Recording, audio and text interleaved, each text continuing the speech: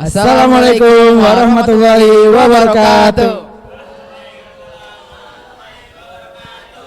Selamat pagi semua dan selamat datang di acara Smaita Talk Show. Bersama saya Muhammad Firly Ramadhani dan juga saya Faril Janitra Riyadi mengucapkan selamat datang kepada para panitia penyelenggara, pada Dewan Guru dan staf TU SMA IT Arafah, dan juga para hadirin sekalian. Pertama-tama marilah kita panjatkan puja dan puji syukur kita kehadirat Allah Subhanahu wa taala karena berkat rahmat dan karunia-Nya sehingga kita dapat berkumpul dan menyelenggarakan acara Smaita Talk Show ini. Semoga tidak ada kendala satupun. Amin ya rabbal alamin. Nah, sebelum mulai acaranya, izinkan kami menyampaikan susunan acara pada pagi hari ini. Yang pertama ada pembukaan, yang kedua talk show, ketiga Q&A, dan keempat penutup. Marilah kita buka acara pada pagi hari ini dengan bersama-sama membaca basmalah. Bismillahirrahmanirrahim. Ada apa sih pada acara talk show kali ini? Nah, jadi kali ini kita kedatangan tamu nih, yaitu adalah tenaga pendidik dari Pesantren Darul Amin. Siapa sih beliau? Nah, mana? Nah, jadi beliau ini kita dengar-dengar udah mulai mondok dari umur 21 tahun. Setelah itu baru beliau menjadi tenaga pendidik di Pondok Pesantren Darul Amin di Sampit. Beliau juga anak keempat dari 7 bersaudara dan juga mulai bekerja dari umur 13 tahun. Mandiri banget kan beliau? Mungkin kalian udah gak sabar nih. Mari kita panggil saja. Ini dia Ustadz Abdul Hakim.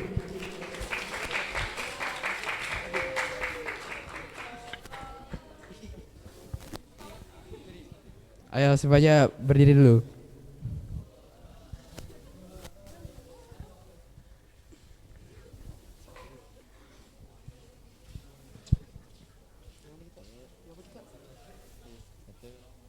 Waalaikumsalam. Assalamualaikum Ustadz. Iya Ustadz. Silakan duduk Ustadz. Silakan duduk Ustadz.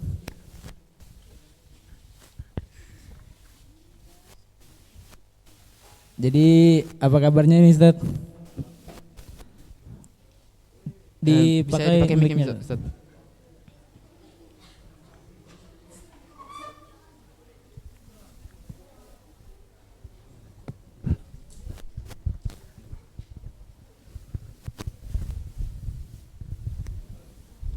Assalamualaikum warahmatullahi wabarakatuh. Waalaikumsalam warahmatullahi wabarakatuh. Nah, teman-teman di sini udah nggak sabar nih Ustadz buat kita ngobrol-ngobrol bareng. Ya. Boleh. Jadi Ustadz nih ada panggilan lain atau gimana Ustadz? Panggilannya buat Ustadz? Ustadz aja. Ustadz Hakim atau Ustadz apa Ustadz? Ustadz Hakim sih, biasanya Ustadz Hakim. Nah, jadi teman-teman Ustadz ini bisa dipanggil Ustadz Hakim. Kalau di kampung malah dipanggilnya Ustadz Ondol. Ustadz Ondol. Ustadz Ondol. Oke. Ustadz Ondol. Tapi kalau sehari-harinya dipanggil Ustadz Hakim kan Ustadz? Iya, kalau di Sampit ya Ustadz Hakim panggilnya. Nah, sebelum kita ngomongin yang seru-serunya, kami nih Ustadz pengen ngucapin terima kasih dulu ke Ustadz karena udah bersedia menerima undangan kami sebagai narasumber dari Smaita Talk Show kali ini. Nah, sebelum kita lanjut, ada baiknya nih kita kenalan dulu sama Ustadz Hakim lebih jauh, karena kalau tak kenal maka tak sayang dong. Boleh ngenalin diri dulu nggak Ustadz? Ya, misalnya Ustadz lahir di mana atau Nama lengkapnya. Assalamualaikum warahmatullahi wabarakatuh. Waalaikumsalam warahmatullahi wabarakatuh. Bismillahirrahmanirrahim. Hamdan wa syukran lillah. Allahumma salli ala sayyidina Muhammadin wa ala alihi wa sahbihi wa mawadah. Para asatid dan asatidah, para santri dan santriwati sekalian yang selalu dirahmati Allah fid din wa dunya wal akhirah. Perkenalkan, nama saya Abdul Hakim bin Ahmad Maulana bin Soleh bin Abdul Ghani bin Abdullah. Sampai situ aja. Sampai situ aja. Saya lahirnya tanggal 29 Desember 84. Berarti sekarang kurang sedikit lagi 40. Kurang sedikit 40. Atau sering saya sebut 17 tahun lebih umur saya. 17 tahun lebih. Dari umur saya 17 tahun lebih. Serius, beneran itu, nggak bohong. Oke. Saya lahirnya di Sukamara. Sukamara. Tapi nggak mau. Sukamara itu daerah Kalteng masih. Kalteng perbatasan dengan Kalbar. Tapi saya tidak di kotanya. Di kampung wisata disebut Pantai Lunci kalau kecamatannya. Sekarang jadi wisatanya Sukamara, ya kurang lebih ujung Pandaran gitu. Tapi di sana lebih asik karena hampir sepanjang pantai itu sekarang dibangun restoran yang khas masakan pantai dan harganya tidak seperti di restoran. Nah, jadi harganya murah tapi khas. Jadi kalau mau ke sana sekali-sekali boleh jalanan. Sukamara. Jadi di Sukamara itu banyak boleh dikatakan anak-anak TK yang sekolah terjauh se-Indonesia. Jadi mereka itu sekolah nyebrang provinsi. Orang Kalimantan Barat, ya provinsi Kalimantan Barat, sekolah TK-nya di Kalimantan Tengah. Dan itu nggak diantar jemput, berangkat sendiri. Nah, itu sekolah terjauh. Di anak-anak paling berani itu di tempat saya. Kira-kira Anak berapa TK. jauh Ustaz? Ya nyebrang provinsi. Ya. Nyebrang provinsi. Coba Jalan kaki Ustaz. nggak pakai jalan kaki, dayung, pakai sampan. Oh, Hebat ya anak-anak TK itu. Iya, anak TK nyebrang provinsi itu sekolah terjauh se-Indonesia. Sekolah terjauh se-Indonesia itu. Nah, jadi sungainya Sukamara itu kurang lebihnya 4 kali Sungai Mentaya dibelah. 4 kali Sungai Mentaya dibelah itu Sungai Sukamara. Paham maksudnya? Paham ya? Berarti lebih kecil 4 kali dari Sungai Mentaya. Seberang sini kota Sukamara, seberang sana masuk Kalbar. Nah, jadi nyebrang sungai, nyebrang provinsi. Anak-anak TK-nya tinggalnya rumahnya di Kalimantan Barat, sekolahnya di Kalimantan Tengah. Nah, itu di tempat saya, sekolah terjauh itu. Sekolah terjauh. Di sini nggak ada. Arafah masih dekat ya. Masih dekat. Oke. Kemudian saya mulai belajar mondok itu tahun 2005 di daerah Barabai. Kemudian tahun 2012 awal mulai ngajar di pesantren Darul Amin Sampit sampai sekarang, alhamdulillah. Oke, terima kasih. nah Ustadz, jadi sesuai data yang ada nih Ustadz, katanya Ustadz itu udah pernah menjabat sebagai ketua konsul di tahun 2008 dan juga pernah menjabat sebagai ketua OSIM di tahun 2009. Benar Ustadz? Betul. Oke, jadi Ustadz udah mulai aktif berorganisasi sejak di pondok. Nah, mohon maaf nih sebelumnya Ustadz, kalau boleh tahu bener nggak sih katanya Ustadz udah mulai bekerja dari umur 13 tahun. Betul. Nah, apa sih yang membuat Ustadz udah mulai bekerja dari usia segitu Ustadz? Karena mungkin faktor lingkungan ya. Karena faktor lingkungan karena memang Ustadz kan hidupnya di zaman dahulu. Nah, zaman dahulu jauh itu tahun 97, 98, 99 itu memang mayoritas di tempat saya itu anak-anak udah bekerja. Bahkan di saat itu nggak banyak manusia yang pengen jadi PNS loh. Karena di tempat saya pada saat itu PNS itu gajinya lebih rendah daripada bekerja sendiri. Jadi nggak banyak dan nggak banyak yang pengen sekolah, nggak banyak di tempat saya. Serius, saya sekolah MTS CAU 3, bukan pakai semester. Dulu cawulan 1, mungkin ustadznya yang di sini juga merasakan begitu. Cawulan 1, 2, 3. Nah, kelas 2 cawulan 3-nya yang ketiganya, kalau itu semester ketiganya di kelas 2 itu nggak pernah turun sekolah. Nggak pernah turun sekolah, bekerja, nyari undang ke laut, dan sekelasan nggak turun sekolah. Waduh. Ini ceritanya gini. Waduh. Di kampung saya pertama kali dibangun MTS swasta. Nah, itu di angka kakak tingkat saya angkatan yang kedua. swasta, angkatan yang pertama, angkatan yang kedua. Guru kita guru bantu, yaitu guru SD yang disuruh honor kerja ngajar MTS. Pada saat itu nggak ada uang bos, nggak ada uang bos, yang diandalkan adalah SPP-nya siswa buat gaji gurunya. Jadi gurunya itu betul-betul memang sukarela aja ngajar itu, biar di tempat kita ada MTS gitu aja. Kebetulan kepala yayasannya bapak saya. Tamat SD, saya nggak pengen sekolah.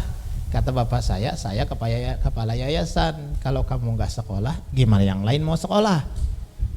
Mau ndak mau saya sekolah. Sekolah pas saya kelas 2, semester 3. Kakak saya kelas 3, itu kelas 3 yang pertama, semester 3, sekolah MTS itu tutup.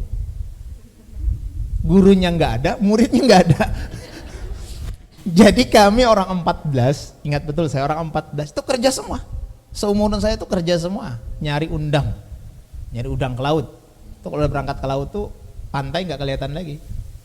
Nah, setelah sampai masa ujian, ternyata oleh pengurus, oleh guru-guru, kelas kami yang kelas 3 itu didaftarkan ikut ujian. Masuk ujian. Ada 3 sekolah swasta MTS di tempat saya itu, MTS Sungai Pasir, Cabang Barat, sama Sungai Tabuk. Ada 3. Cabang Barat, Sungai Tabuk itu udah duluan, udah lama, udah beberapa lulusan mereka. Tapi begitu ujian, karena dulu kan pilihan ganda ya, ABC, milih ABC. Entah dari mana datangnya, kelas kami, sekolah kami yang gak sekolah semester 3 itu paling tinggi nilainya. Paling tinggi nilainya. Jadi kata guru-guru, wah berarti bisa aja nih anak-anaknya biar nggak sekolah ujiannya tinggi aja nilainya. Mungkin karena pilihan ganda nggak sengaja milih benar. Ya serius, ulangan bahasa Inggris gimana mau betul, bacanya aja nggak bisa. Kan bahasa Inggrisnya tipe mata tipe mulut ya. Huruf I dibaca I, lo P dibaca love, ya. Name dibaca naim, ya kan? Ya kan? Nah, teman saya itu terus terang aja waktu ujian bahasa Inggris ditanyain gurunya, what is your name? My name is Abdul Ghani. dia baca apa yang dia lihat, nggak bisa salah juga kan, emang dia baca apa yang dia lihat. Ujian tapi nilainya tinggi. Ya itu mungkin berkah Tuhan juga lah. Lalu kami yang kelas 2 tadi yang udah berhenti dipanggil guru, suruh masuk lagi sekolah, naik ke kelas 3 tanpa ulangan. Oke, nggak apa-apa, naik. Dan kebetulan saya semester CAU 2-nya itu ranking pertama. Naik ke kelas 3 ya ranking pertama lagi. Soalnya nilai yang terdahulu diambil. Baru mulai aktif lagi kami sekolah, kelas 3 aktif sekolah. Ulangan ujian lagi, alhamdulillah kelas 3 Pak. Angkatan yang kedua kami juga tetap nilai yang tertinggi dari 3 sekolah. Nah, baru berkelanjutan sekolah itu, lanjut sekolah sampai sekarang alhamdulillah sekolahnya udah dihibahkan ke pemerintah dan menjadi negeri. Sekolahannya tuh sekarang di Kecamatan Pantai Lunci itu cuman 1 itu yang MTS negeri. Karena MTS yang 2-nya tidak mau menghibahkan ke pemerintah. Ada di tempat kami oleh Bapak, kata Bapak, niat kita memang pengen bangun sekolah, pemerintah menawarkan untuk dinegerikan, udah hibahkan untuk pemerintah saja. Cuman saya harap Arafah jangan dihibahkan ke pemerintah.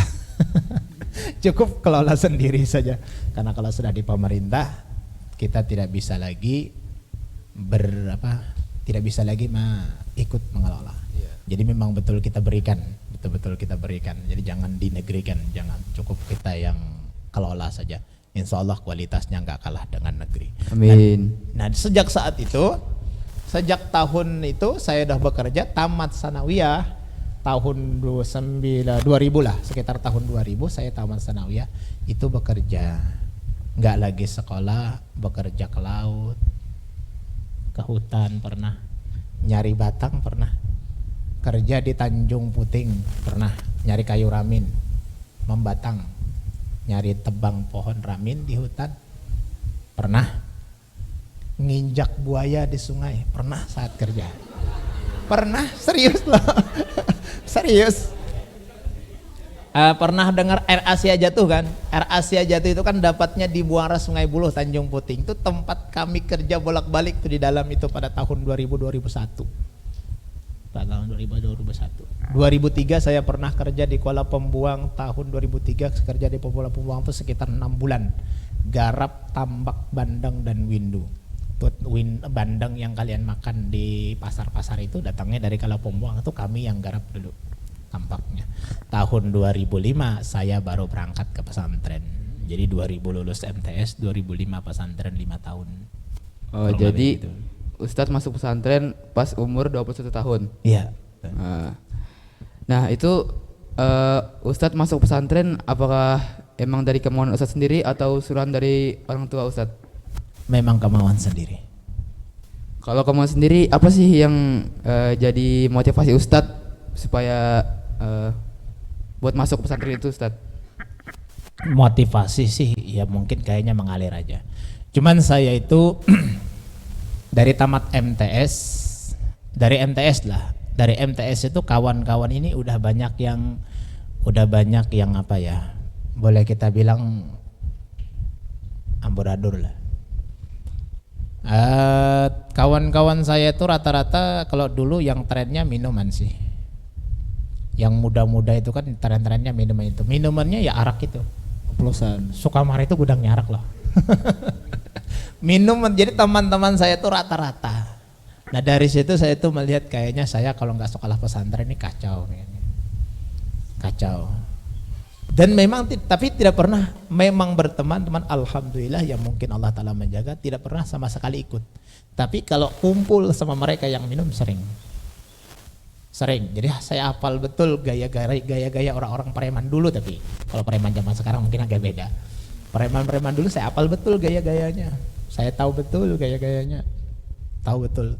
Pokoknya berteman betul. Cuman memang saya nggak pernah ikut. Nah mungkin dari situ. Padahal saya punya keluarga. Ada keluarga saya yang lumayan ekonominya. Itu pernah nyuruh saya sekolah SMEA. Tamat MTS suruh sekolah SMEA. Katanya kalau tamat SMEA nanti langsung kuliah. Cuman entah kenapa pada saat itu saya bilang kalau besok saya disuruh mondok saya mau. Tapi kalau disuruh sekolah SMEA saya tidak mau. Saya pengennya mondok. Tapi nggak mau. Keluarga nggak mau ngongkosin untuk mondok. Bapak saya dan ibu saya juga nggak mau nyokolain saya mondok karena pada saat itu abang saya sama adik saya mondok. Jadi saya tengah-tengah ini kerja buat ngongkosin abang sama ngongkosin adik. Abang saya sama adik saya mondok juga di Kalsel, yang ngongkosin saya pada tahun 2000 sampai dengan 2004 itu kurang lebih 600.000 per bulan. Saya yang kerja. Abang saya, adik saya yang mondok. Tapi tetap saya tuh pengennya mondok. Enggak pengen sekolah umum. Entah kenapa gitu. Pengennya mondok. Ya mungkin karena memang lingkungan, alhamdulillah saya tuh keluarga saya, paman saya, tante saya itu orang-orang yang memang mondok. Nggak ada yang sekolah umum tuh nggak ada. Jadi mungkin dari situ mungkin kayaknya lebih enak mondok nih dari sekolah umum. Pikirnya gitu kayaknya paling. Nah, pengennya sih nggak ada juga sih niatan jadi ustadz tuh nggak ada. Menghayal pun nggak pernah jadi ustadz itu. Pengennya kalau mondok itu ya setidaknya tidak ikut pergaulan. Pergaulannya rusak banget. Pergaulannya tuh rusak banget. Nah, teman-teman saya itu hampir rata-rata 99% teman-teman yang seangkatan saya itu ya bisa minum itu. 99%. Nah, dari minum sampai pas saya mondok itu, sampai masanya yang mereka itu destroy itu, sampai lempok gitu. Serius loh. Saya punya teman, sedikit cerita ya. Saya punya teman dekat. Teman dekat saya itu belum mondok. Pas saya mondok, udah saya mondok kan, saya pulang. Lalu ketemu dia baikin mesin perahunya, mesin dompeng itu. Jadi saya datang. Apa dikerjakan kalau bahasa kita bahasa sini aja. Kamu ngapain? Baikin mesin. Yang rusak apanya? Pakenkopnya rusak katanya itu kan, pakenkopnya rusak. Kalau pakenkopnya rusak, kenapa kamu buka kap depan? Saya bilang gitu loh. Dia bilang, iya juga ya. Dia, iya juga ya. Iya, kamu kan bilangnya yang rusak pakenkop, aturnya yang kamu lepas kop, bukan kap depan. Iya juga ya. Salah ya. Pasang lagi kap depan. Kebetulan kan saya memang sering juga baikin mesin. Pacul lepas kopnya. Saya tinggalkan. Kebetulan habis itu saya pulang lagi. Bukan malah tambah bagus, malah tambah rusak. Dilepasin semua, ngebalikin nggak bisa. Kamu nih kenapa? Nggak tahu juga. Pas ada temannya, jadi malam tadi malah empokim ya loh. Astagfirullahaladzim. Malamnya ngelempok, siang baikin mesin, bukan tambah bagus tambah rusak mesinnya. Nah, itu, tapi insya Allah mudah-mudahan di sini nggak ada yang seperti itu. Mudah-mudahan. Rusak. Amin. Nah, jadi itu memang perjalanan saya mondok itu tidak ada motivasi sih, tidak ada, mengalir saja hidayah dari Allah Subhanahu Wa Taala aja. Oke, kan sesuai tema talk show kita hari ini yaitu Adventure of Santri, Ustadz, atau petualangan santri gitu, Ustadz. Nah, boleh nih Ustadz cerita sedikit misalnya hari-hari pertama Ustadz di pondok itu gimana, Ustadz? Ya, mondok di Ibnu Amil Pemanggi kan, Ustadz? Ya, Ibnu Amil Pemanggi. Kalau pengalaman mondok sih kayaknya saya itu agak beda dengan yang lain. Kawan-kawan sekelas saya itu hari-hari pertama banyak nangis di pondok. Ada teman saya itu yang paling pintar di kelas saya, Ibnu Basit namanya. Ibnu Basit tamat SMA lah, tamat aliyah. Masuk pondok tamat aliyah. Udah besar kan, udah gede. Masuk pondok, rumahnya nggak jauh. Paling ya kurang lebih dari sini ke Samuda lah. Dekat. Lah dekat, lawang saya kan dari Sukamara ke Pemanggi itu 1 hari 1 malam baru sampai. Kalau ke Samuda kan ya cuma jalan kaki aja nyampe kan. Wah. Nyampe ya? Nyampe, masa nggak nyampe? Jalan kaki naik motor kan, jalan kaki menuju motor, habis itu kan. Jalan kaki kan? Jalan kaki menuju motor atau menuju mobil. Lalu ada kawan saya nangis terus. Kalau anu tuh keluar dari WC merah matanya. Kenapa sih? Nggak apa-apanya. Itu kurang lebih setengah bulan. Ada yang lebih keren lagi, Zaini namanya. Itu baru tamat SD, Zaini namanya. Tamat SD, orang dekat juga. Tamat SD, abis tamat SD, dia pakai motor sama teman-temannya rame-rame nyari sekolahan. Ketemulah Ibnul Amin. Singgahlah dia. Langsung daftar. Dia tamat SD, langsung daftar. Kata bapaknya, yakin kamu sekolah di Ibnul Amin? Yakin. Habis itu diantar bapaknya. Antar bapaknya ke pesantren. Setelah 2 hari di pesantren, nangis ngamuk. Baju dimasukin dalam tas, buku-buku masukin dalam tas. Mau kemana Zaini? Mau pulang. Emang tahu jalannya? Nggak tahu. Dia tamat SD, mau pulang nggak tahu jalannya. Nunggu abahku datang, ya bilang kalau abahku datang langsung pulang. Ampih mondoknya, ampih, iya ampih.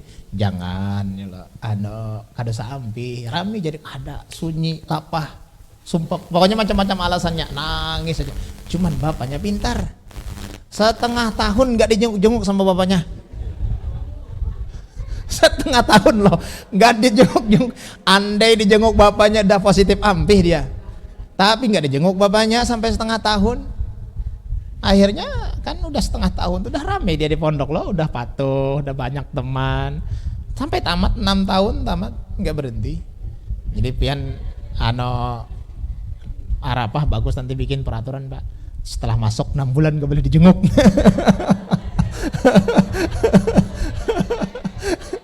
Jadi kalau mau pulang kan dia nggak bisa pulang ya, nggak bisa pulang ya. Jangan dijenguk selama 6 tahun 6 bulan. Saya mondok setahun nggak pernah ketemu kuitan. Nah kalau saya di pondok nggak pernah merasakan itu. Saya di pondok nggak pernah merasakan itu. Sampai di pondok happy saja, santai-santai saja. Kenapa? Karena seperti saya bilang tadi, saya itu sudah sering pisah dengan orang tua, udah sering kerja ke sana kemari. Jadi hidup sendirian itu santai aja, nggak apa-apa. Karena memang udah umurnya juga udah tua, 21 tahun. Saya masuk pesantren 21 tahun. Jadi pengalaman-pengalaman yang begitu nggak ada. Saya happy saja. Di pondok kami dulu masak sendiri. Kita masak sendiri, jadi orang 1.200. Jadi kan otomatis kompornya 1.200 kan. Itu ada 3 dapur. Ada 3 dapur, satu dapur tuh kompor tuh bersusun. Dapur masak, pokoknya kompor di situ semua. Pada tahun 2008 Menteri Pertanian datang. Lihat kompor hoax semua. Kata Menteri Pertanian, "Ini gimana Pak Ustadz? Santri ngenalin kompornya sama hoax semua. Ini gimana cara ngenalinnya?" Kata Ustadz saya, agak pintar juga, antara santri dengan kompornya itu sudah ada kontak batin Pak. Jadi nggak bisa salah. Menteri Pertanian itu bingung loh, satu dapur tuh hampir 600 kompor. Bingung dia gimana lihatnya. Kami masak sendiri. Nah, saya juga nggak punya masalah tentang masak sendiri. Karena saya sudah sering merantau dan masak sendiri. Jadi saat di pondok itu disuruh masak sendiri juga nggak ada masalah. Nggak ada masalah. Bahkan saya itu masak itu sering masak beras, saya kasih air kan, saya taruh di kompor, saya tinggalin belajar. Tapi apinya sudah saya setel. Pokoknya selesai belajar masak nasi. Sampai begitu, kawan-kawan sampai bingung. Mana orangnya aja, mana orangnya. Nasinya sendiri, memang sudah mahir masak. Jadi nggak ada masalah. Jadi pengalaman saya mondok tuh kayaknya ya kayak happy saja gitu. Terkecuali setelah saya jadi ikut organisasi itu ada sedikit bahasa kita mau tuh bete, apa bahasanya Bang? Sedikit galau lah setelah jadi ikut organisasi itu ada. Kalau yang lain-lain enggak, alhamdulillah enggak. Cuman mungkin kalian agak berbeda dengan saya, mungkin masuk pesantren agak gimana gitu ya. Tapi enggak apa-apa, itu biasa aja. Memang kalau mau naik kelas itu harus ada pengorbanan, harus ada ujian. Enggak mungkin naik kelas kalau tidak ada ujian. Jadi sabar aja, itu insyaallah santai aja, dilewati aja itu insyaallah. Kalau pengalaman sedihnya ada nggak Ustadz selama mondok itu? Siapa tahu Ustadz pernah misalkan dipalakin gitu sama abang kelas atau teman sendiri atau adik kelas juga malakin tiba-tiba. Yang ada saya yang malakin. Oh, iya. Wong saya besar, saya umur 21 tahun masuk pesantren, teman saya kan kecil-kecil, ada tamat SD, tamat MTS kan, udah besar berani malak saya macam-macam kan. Cuman ya di pondok memang saya pernah diancam. Waktu di pondok itu karena mungkin saya yang paling besar, sehingga oleh guru ini kami malam itu wajib muzakarah. Belajar siang, malam ini wajib muzakarah. Muzakarah itu bahasa kita diskusi lah. Itu satu teman sekelas kita nanti maju ke depan, ngasih pertanyaan dengan teman-teman yang lain. Ini satu kelas saja, enggak menggunakan senior, enggak. Satu kelas kita aja. Kan setiap satu kelas itu pasti ada yang agak pintar lah. Tapi yang enggak pintar juga enggak apa-apa ngasih pertanyaan. Cuman kalau salah nanti kan diprotes, berarti kan kita aja. Pokoknya tanya jawab lah, ngasih pertanyaan yang lain jawab. Nah, oleh guru dipesanin, nanti kalau ada yang enggak masuk, enggak turun, kasih catatan, lapor sama saya. Nah, itu yang suruh nyatat saya. Kebetulan ada beberapa orang itu disebut orang rantau. Ada 5 orang rantau, di sana terkenal orang rantau tuh. Orang rantau, lalu saya laporin, mereka marah. Nah, pernah marah mereka itu kemudian sempat ngancam mau bunuh saya. Tapi ada satu teman yang berdiri itu namanya Amin Kutbi namanya, orang rantau juga. Kata Amin Kutbi, hakim gak ada salah, yang salah kita. Kalau kalian ganggu hakim berarti bermasalah dengan saya, kata Amin Kutbi itu. Amin Kutbi itu sebenarnya yang juga saya laporkan juga. Tapi yang Amin Kutbi ini kurang lebihnya orang yang salah tapi sadar kalau dia salah. Yang masalah ini kan manusia ini salah tapi merasa benar. Lalu mereka itu Sebenarnya masih target katanya, kata mereka itu teman dari yang berempat itu 2 yang jadi teman akrab saya, 2 jadi teman akrab sampai tamat mondok. Nah itu kurang lebih 3 bulan setelah itu terjadi pembunuhan di pondok itu. Yang wafat, yang mati itu orang Banjar Kelayan, yang membunuh yang berempat tadi. Cuman dari yang berempat itu 2 cuman sekedar ikut-ikutan, 2 yang dalangnya. Nah yang 2 itu yang ditangkap, yang 2 ikut-ikutan tadi tidak sampai tamat mondok, orang rantau. Nah jadi sebenarnya target mereka tuh, kata teman yang berdua itu target mereka tuh sebenarnya 4, tapi 1 yang dapat mereka, akhirnya mereka sudah ketangkap. Cuman sama saya sih, saya nggak terlalu pusing juga. Saya pernah diancam di hadapan, saya bilang apa takut sama orang rantau, saya bilang gitu. Kenapa Kim? Orang rantau tuh beraninya cuman keroyokan, nggak gentleman, saya bilang gitu. Kalau berani ayo sini hadapan 1 lawan 1, saya bilang gitu. Di mana mau, saya bilang gitu. Tapi mereka nggak berani. Mereka memang kalau 1 lawan 1 nggak berani, dan kalau berhadapan nggak berani. Mereka beraninya main keroyokan semut aja menang, saya bilang gitu. Jadi nggak usah pasang pengaruh sama saya kalau masih main keroyokan. Nah itu di antara ancaman-ancaman yang gitu, yang pernah saya alami itu. Kalau waktu saya jadi ketua OSIS lah bahasa kita. Nah, waktu saya jadi ketua OSIS itu kami memegang keamanan santri itu kami pegang, sehingga kami kalau saat acara kami yang kontrol. Yang sebelumnya itu Dewan Guru yang kontrol. Setelah kami jadi ketua keamanan, jadi ketua OSIS, kemudian anggota OSIS ini disuruh megang keamanan, jadi yang kontrol kami. Memang ada efek negatifnya kalau santri mengawasi santri, karena sama-sama santri ini ada sedikit dendam, karena santri sama-sama santri. Kalau Dewan Guru yang ngawasin, walaupun dipukul oleh Dewan Guru, insya Allah santri itu nggak terlalu dendam banget. Efek negatifnya ialah sama-sama santri itu. Lalu sempat juga mereka ngancam. Mereka sempat ngancam saya melalui teman saya, ngancam saya mau ngeroyok saya nanti kalau di luar. Itu asrama 9 Hidayah. Lalu malam-malam saya ajak 1 teman anggota OSIS itu datang ke asrama mereka kumpul di asrama. Saya masuk, saya kunci pintunya dari dalam, lalu saya duduk. Ada apa sih? Ada apa ketua aja? Saya dengar kalian mau ngeroyok saya, mau mukul saya. Kalian udah tua, saya udah tua, kita udah dewasa. Kita selesaikan baik-baik saja, kita bicarakan di mana salahnya. Kalau mentok udah nggak bisa diselesaikan lagi, ya terserahlah. Pintunya sudah dikunci, saya bilang gitu. Lalu di kamar itu nggak ada yang ngaku. Siapa yang ngancam? Ada. Siapa yang nanya? Nggak ada yang ngaku. Akhirnya yang ngomong siapa? Zaini, saya bilang gitu. Panggil Zaininya. Lalu Zaini yang tadi yang nangis yang mau pulang tadi, si Zaini itu. Lalu dipanggil sama ditanya, siapa Zaini yang ngomong? Adan, kata mereka. Kebetulan Adannya itu pulang. Saya sama Adan tuh akrab banget berteman. Ternyata Adan tuh bercanda sama si Zaini, mau ngeroyok saya, itu bercanda sama si Zaini. Si Zaininya yang baper, nganggap serius gitu. Lapor dengan saya. Lalu ternyata si Adan ini bercanda aja. Wah, kawan-kawan sekamarnya tuh marah sama si Adan itu. Cuman Adannya pulang. Begitu Adan langsung datang ke asrama. Kayak bercanda aja gini-gini. Akhirnya ya nggak terjadi masalah juga. Cuman pernah itu aja sih, pernah yang di pondok itu yang banget itu aja. Yang selain dari itu enggak juga. Biasa-biasa saja. Ancaman-ancaman pembulian itu enggak terlalu banyak. Cuman sekali dibully di sana memang, selama saya di sana tuh pernah 1 kali terjadi pembunuhan.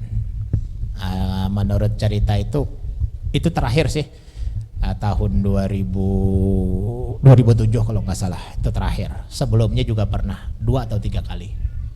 Habis itu diancam orang rantau itu, apabila sekali lagi terjadi pembunuhan maka semua santri yang dari rantau akan diampihkan, diberhentikan. Nah setelah itu baru agak-agak anulah orang rantau ini, agak-agak dingin. Itu cerita di pondok. Selain pengalaman yang itu ada nggak? Kalau yang nggak ada. Dan ya kalau mau dipukul segala macam tuh sering, siapa nggak pernah ngelawan aja sih, nggak pernah ngelawan yang itu nggak, paling ya itu tadi kalau ada yang marah kita datangin, kita ajak ngomong bareng. Beberapa kali juga sih sebenarnya. Bahkan pernah saya itu bilang seseorang yang udah tua, saya bilang kalau urusan kayak anak kecil itu nggak usah diladanin, saya bilang gitu. Sampai ke telinga dia marah, datangin saya, marah-marah. Kemudian ngancam gini, saya bilang, dengan kamu ngancam seperti itu, dengan kamu ngomong seperti itu, apakah itu mencerminkan kamu orang sudah tua? Saya bilang gitu. Apa mencerminkan kamu orang dewasa? Dengan kamu ngancam, pengen mukul atau segala macam, itu mencerminkan berarti kamu tuh pikirannya masih anak kecil, saya bilang gitu. Nah kalau kamu pikirnya udah dewasa, ya mumpung kita ketemu, ngomong masalahnya apa, permasalahannya di mana, kita selesaikan. Nggak jadi juga. Ya seringnya gitu aja sih. Kalau ada masalah-masalah, ada ancaman-ancaman, kita ajak ngomong, kita ajak diskusi aja. Insya Allah selesai aja sih. Nggak pernah sampai terjadi baku hantam, nggak pernah. Dan ada kata terjadi perkelahian juga, saya nggak pernah belajar berkelahi juga. Insya Allah nggak bisa juga. Nah, nggak pernah belajar berkelahi juga. Nah, cuman sedikit yang saya bilang, mau jadi ketua OSIS itu bukan mau dibully, bukan, tapi karena begitu banyaknya urusan. Begitu banyaknya urusan, semua kita pegang. Tata usaha, seni budaya olahraga. Dari sekian banyak, dari 1.200 santri kita harus bikin jadwal anak-anak itu main bolanya, sekira-kira semuanya kena jadwal. Nggak boleh ada satu orang atau satu kelompok yang menguasai lapangan. Sebelumnya ya satu kelompok aja yang menguasai lapangan itu, dia aja yang main, dia aja. Kita bikin perlombaan yang tidak ada hadiahnya. Kita jadwalkan asrama ini ke asrama ini, setiap hari itu ada jadwalnya sehingga semua main. Begitu pula lapangan volinya, lapangan basketnya, begitu pula lapangan bulu tangkis, badmintonnya. Nah itu kita atur. Kemudian kebersihannya juga kita yang nanganin, harus gotong royong segala macam. Yang paling berat itu pas saat-saat hari-hari besar. Ada 5 hari besar yang harus diperingati: Maulid, Haul, pengasuh, kemudian Isra Mi'raj, kemudian Muharram, Utlah tuh mau libur. Nah itulah hari 5 hari besar Islam tuh kami juga yang nanganin. Itu kalau Maulid dengan Haul itu undangannya sekitar 15 ribuan. Kita harus nyiapkan porsi makan 15 ribu dan nggak pakai kotak, pakai piring. Nah jadi itu setengah bulan itu udah nggak keruan belajar lagi. Memang udah mikiran kerjaan aja. Nah itu untungnya saya udah tahun-tahun ke-5. Jadi memang belajar itu sudah bisa ditinggal gitu. Sampai saya pernah naik ke tempat Abah. Naik ke tempat Abah tuh orangnya santai. Assalamualaikum, waalaikumsalam kata Abah. Senyum beliau. Apa kabar kata beliau? Alhamdulillah, dengan berkat doa sampean saya selalu baik, saya bilang gitu. Ada hajat apa kata beliau? Bete bah. Bete kenapa? Jadi ketua OSIP. Kenapa? Banyak masalah. Banyak yang dipikirkan. Terus mau berhenti, mau jadi santri biasa aja. Senyum beliau kan. Senyum. Saya bilang, kenapa bah kok senyum? Saya kan curhat sebenarnya. Beliau senyum. Kata beliau, boleh kamu berhenti, boleh. Cuman carikan saya satu lautan yang tidak bergelombang. Boleh berhenti jadi ketua OSIP, syaratnya carikan lautan yang tidak bergelombang. Waduh, saya pikir nih mikir saya lautan mana yang tak bergelombang ini. Saya bilang nggak ada bah lautan yang nggak bergelombang, semua bergelombang. Kata beliau, itulah hidup. Hidup ini jadi sini ibaratkan berlayar di lautan. Lautan mana yang tidak bergelombang, semua bergelombang. Kamu mau lari kemana? Emang berhenti jadi ketua OSIP, jaka bahasa kita, emang berhenti jadi ketua OSIP habis masalah? Enggak. Masalah itu adalah gelombang. Gelombang gak akan habis. Jangan buka dari gelombang, hadapi gelombang kata beliau. Kamu kalau berlayar kata beliau, ketemu gelombang 1 meter yang pertama kali, maka akan menganggap gelombang 1 meter itu terasa besar. Tapi setelah beberapa kali kena gelombang 1 meter, maka gelombang 1 meter itu terasa kecil. Apalagi setelah kamu bertemu gelombang yang 2 meter. Maka gelombang 2 meter kamu anggap besar, tapi yang 1 meter itu kamu anggap kecil, kata beliau. Apalagi kalau kamu ketemu gelombang 7 meter. Oh, gelombang yang 1 meter itu hanya riak saja, kata beliau.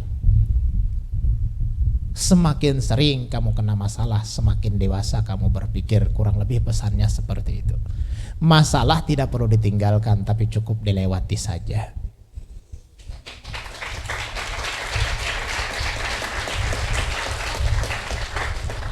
Pertanyaan beliau di akhir kata beliau, kira-kira masalah aku sama masalah kamu banyakan mana?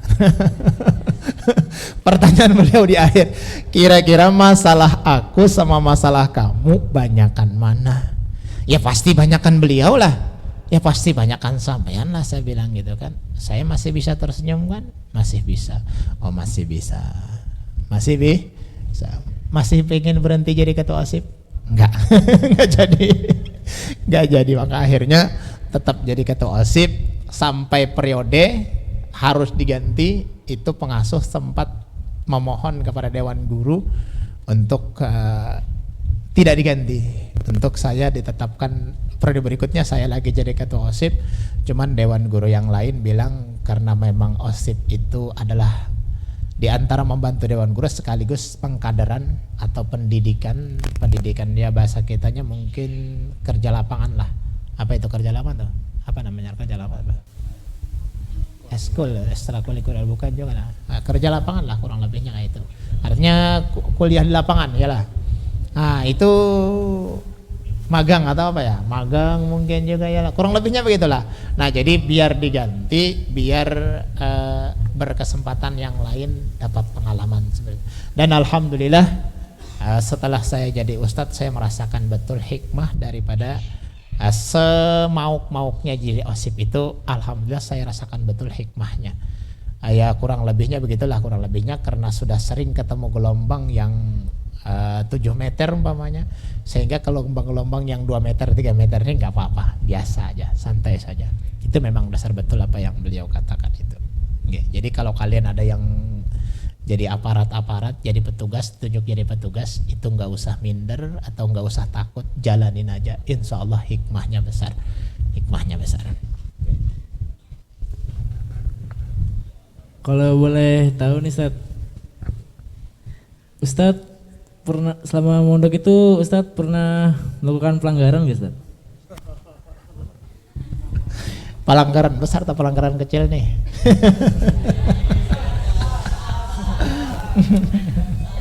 Peraturan kan banyak di pondok tuh, peraturan besar, peraturan kecil ya.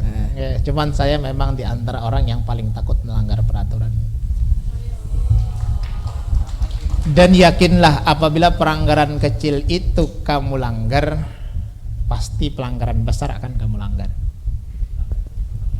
Apabila pelanggaran kecil ya, peraturan-peraturan kecil dilanggar, pasti yang besar akan dilanggar. Dan saya termasuk orang yang memang takut melakukan pelanggaran itu. Cuman saya di pondok tuh kayak diistimewakan gitu, melanggar peraturan tuh seolah-olah nggak melanggar gitu loh. Enggak juga sih ya. Pengalaman aja, pengalaman saya di pondok itu pernah dikirimin seseorang HP. Di pondok kami nggak boleh bawa HP, nggak boleh bawa HP. Tahun pertama boleh, tahun kedua boleh, tahun ketiga udah nggak boleh karena terjadi kasus banyak. Nah di tahun ketiga itulah ada sepupu guru saya, cewek. Dia tinggal di Santria, tapi karena dia keluarga pondok, dia agak bebas keluar. Gak bebas keluar. Jadi pernah saya itu dikirimin HP, suruh nelpon dia. 2 bulan HP-nya di tangan saya, nggak saya teleponin, kemudian saya pulangkan. Dikirimin lagi, saya pulangkan lagi. Akhirnya ya nggak jadi. Jadi dikirimin HP, saya pulangkan. Nah itu pengalaman pernah godaan supaya melanggar peraturan. Cuman alhamdulillah tidak terjadi. Alhamdulillah tidak terjadi. Dan memang kalau bisa jangan melanggar peraturan. Yalah, jangan melanggar peraturan. Sekali melanggar peraturan berkah itu hilang. Ngembalikannya susah. Ngembalikan berkah itu susah. Jadi kalau bisa jangan melanggar peraturan lah kalau bisa. Tapi di sini nggak ketat banget kan peraturannya. Maka pesan buat maaf ya, bukan aja masukan kepada pengurus yayasan atau pengurus pesantren. Kalau peraturan yang tidak terlalu penting, mending jangan dijadikan peraturan. Kalau peraturan yang tidak terlalu penting gitu loh. Cuman ya manusia itu seperti itu. Manusia itu semakin longgar ikatan, semakin kuat geraknya, sehingga harus diikat lebih kuat gitu loh. Ya ikatannya itu peraturan itu.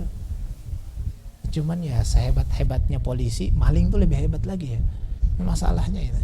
Bikin peraturan ada lagi caranya yang lain, bikin peraturan ada cara. Cuman kalau bisa memang peraturan yang tidak terlalu penting, maksudnya yang tidak terlalu mending gak usah. Pesantren Darussalam itu nggak punya peraturan lah.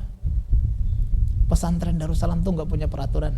Peraturannya cuma 2, jangan pacaran sama jangan membahas guru, 2 aja. Lihat aja keluaran Darussalam tuh banyak banget yang jadi. Berkahnya luar biasa karena nggak ada peraturan. Nggak ada peraturan sama sekali. Kamu mau jalan sama cewek sama cowok boleh, mau ngerokok boleh, nggak ada peraturan. Yang penting masuk kelas, belajar aktif, udah. Soalnya dia nggak di asrama kan, dia nggak di asrama, dia ngekos masing-masing. Ngekos masing-masing. Darussalam itu pesantren paling enak. Tapi ya itu tadi, kalau udah memang dari sononya ke sebelah kiri, ke sana tambah kiri. Banget. Santri-santri itu banyak. Cuman ya itu seperti itu, karena dia nggak ada peraturan.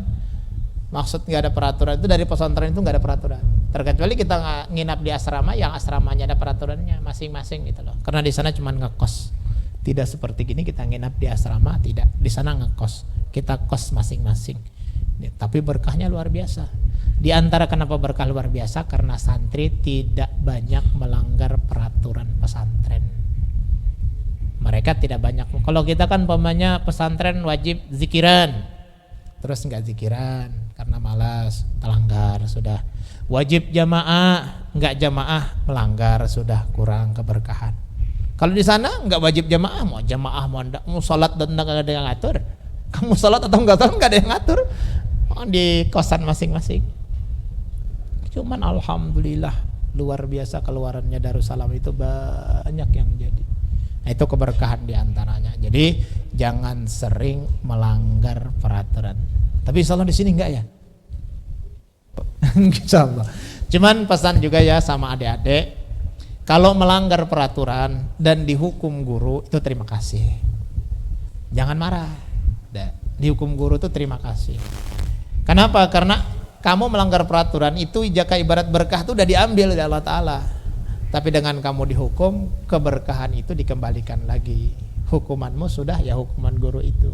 Jadi guru menghukum itu bukan karena marah, bukan karena sakit, tapi bukan karena kasihan. Biar kamu tetap berkah.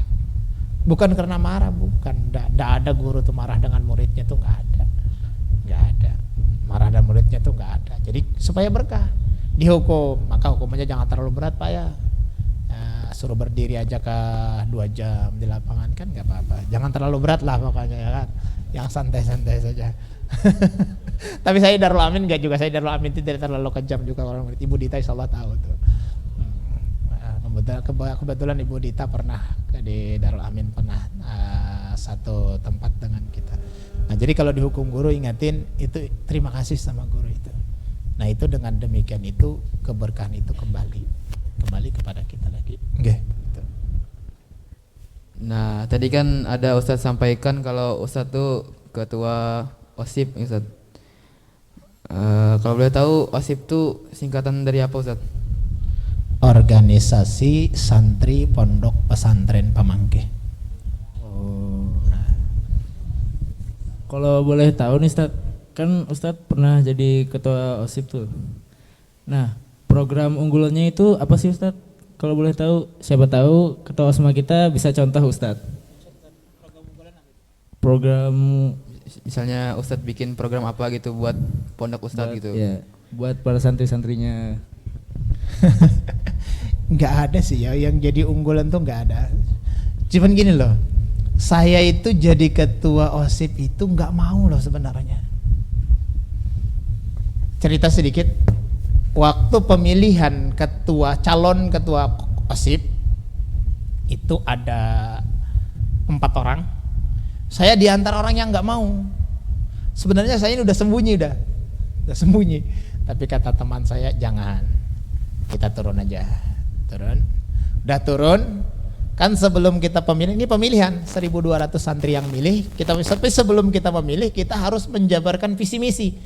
Saya nih orang yang nggak sekolah, visi dan misi itu apa aja saya nggak ngerti. Gimana mau jabarin visi misi?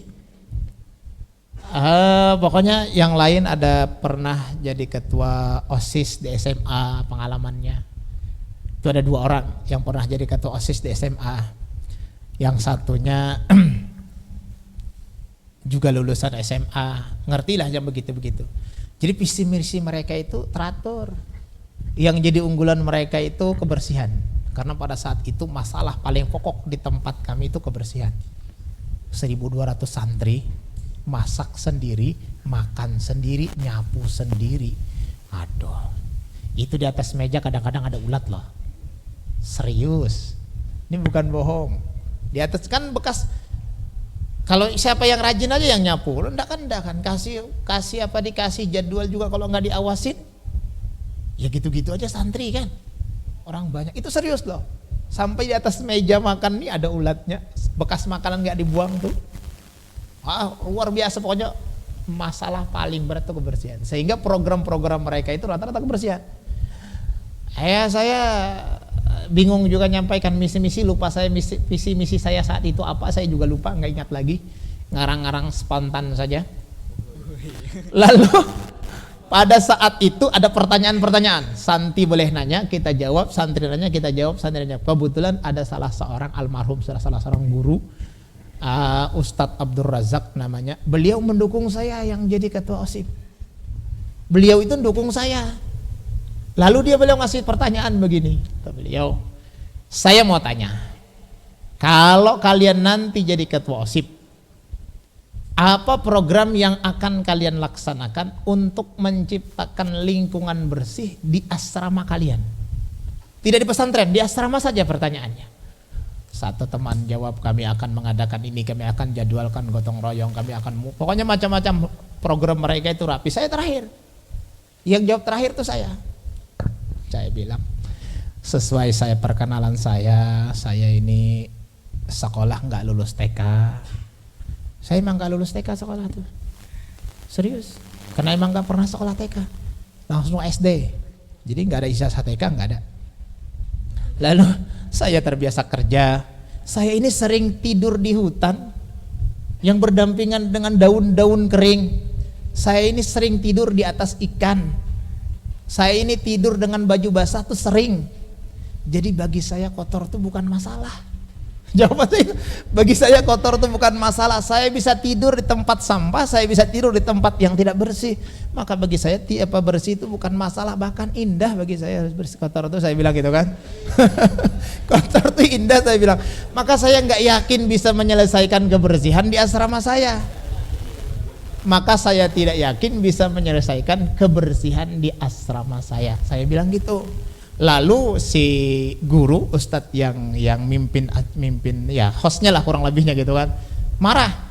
Hakim, jawab yang serius, tidak boleh bercanda. Ini serius, ini programnya serius, jangan bercanda. Lalu saya jawab gini, saya udah serius.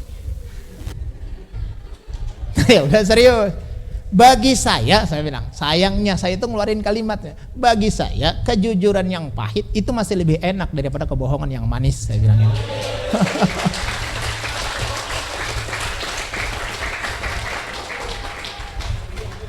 Entah dari mana kalimat itu keluar dari mulut saya, nggak paham juga. Cuman gara-gara kalimat itu 80% santri milih saya. Nauzubillah. Cuman karena kalimat kebohongan yang pahit kejujuran yang pahit masih lebih nikmat daripada kebohongan yang manis. Gara-gara kalimat itu 80% saya jadi ketua OSIP. Allahu Akbar. Berdiri langsung Ustadz Abdul Razak almarhum tuh langsung berdiri, melepas kopiah saya, langsung masang kopiah yang baru. Ini ketua kita. Padahal beliau tadi saya candain tuh beliau tuh emang dukung saya, ya Allah. Cuman alhamdulillahnya saya jadi ketua OSIP tuh didampingi kiri kanan saya sekretaris, humasnya, wakilnya itu orang-orang yang cerdas, orang-orang yang hebat, yang pikirannya tuh luas.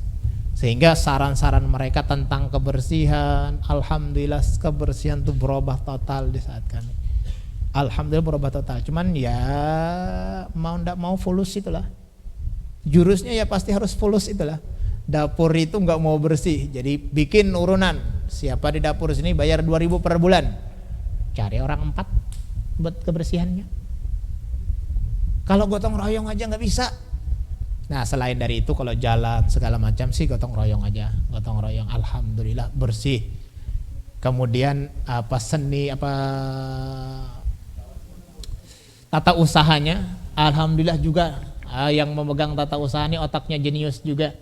Selama kami menjabat itu hampir 20 jutaan bonusnya, yang sebelumnya nol terus, nggak bisa ngembangin. Alhamdulillah kami bisa, tapi unggulannya nggak ada juga.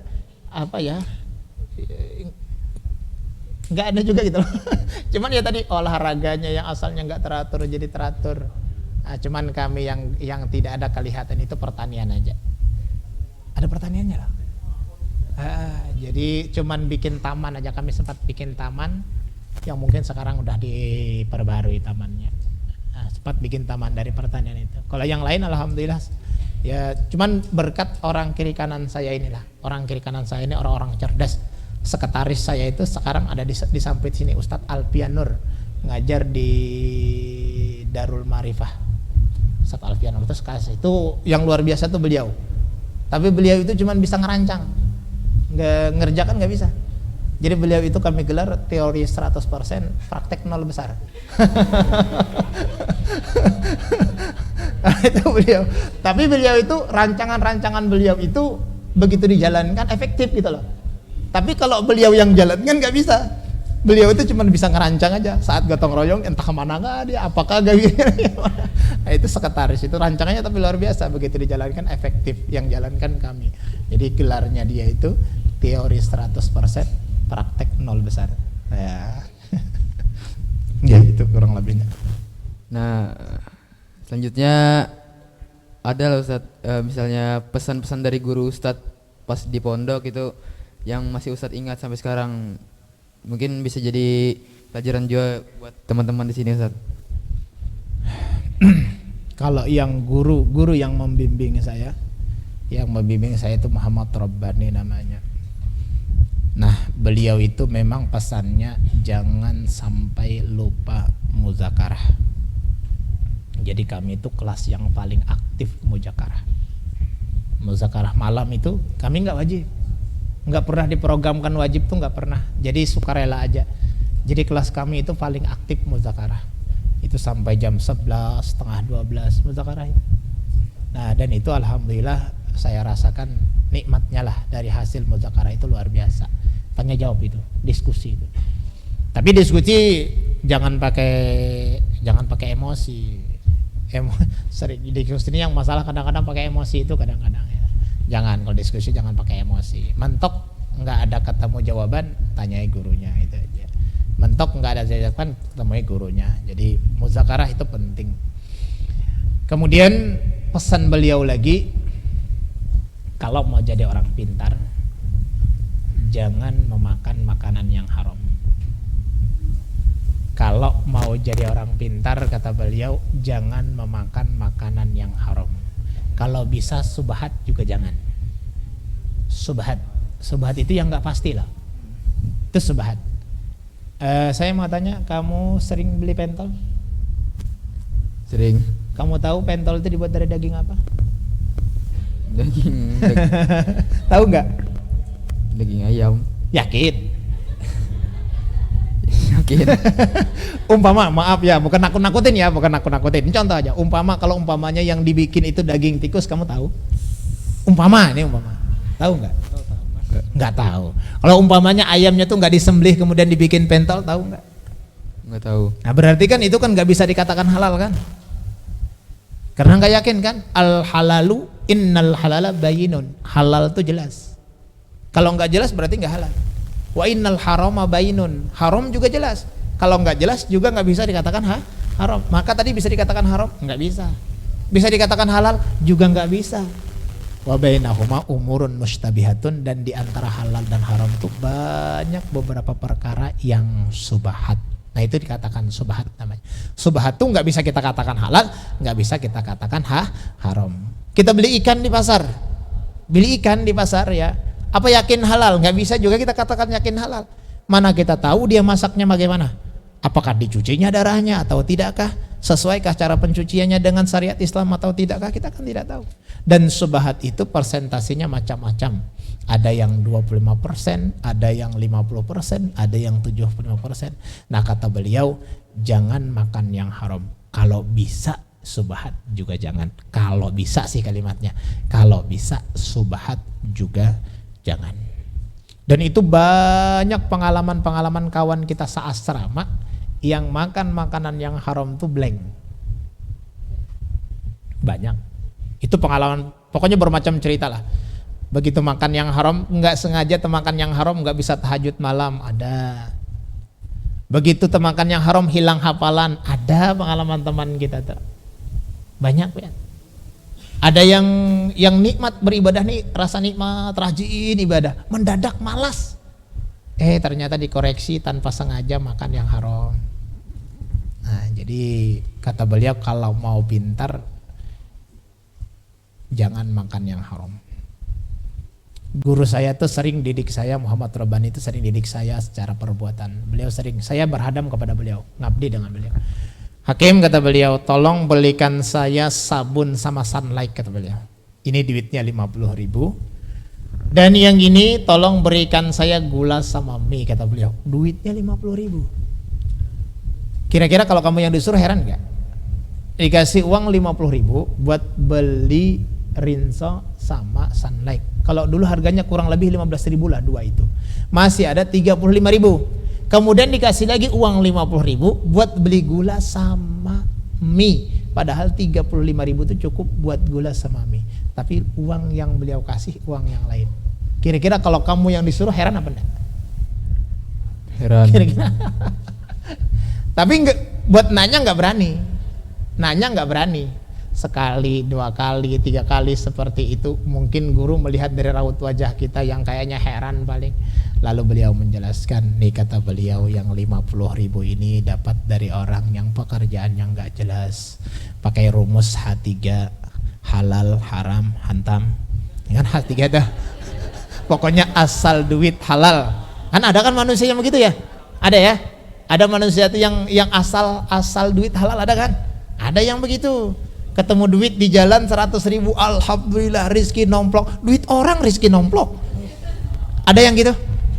Adakah di sini yang gitu? Wah, bahaya nih.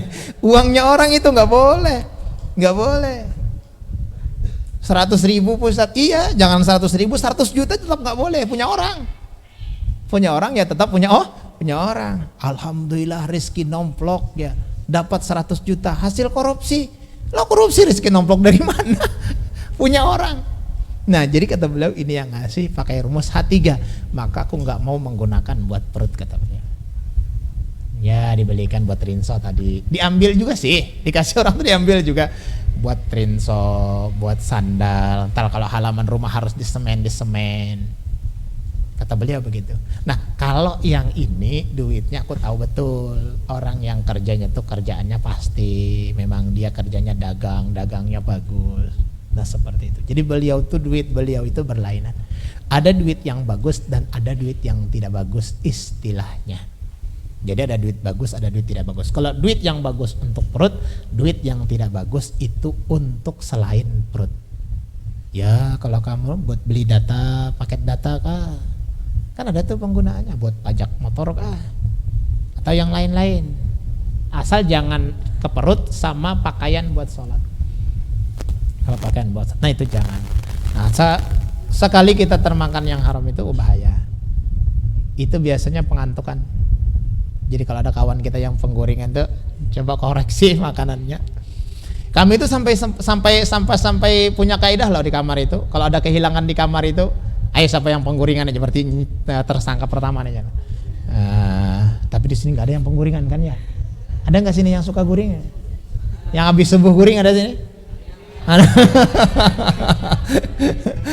Enggak, tapi itu karena malam begadang aja kan, bukan karena makan yang sebahat. Nah itu pesannya. Kemudian pesan guru lagi.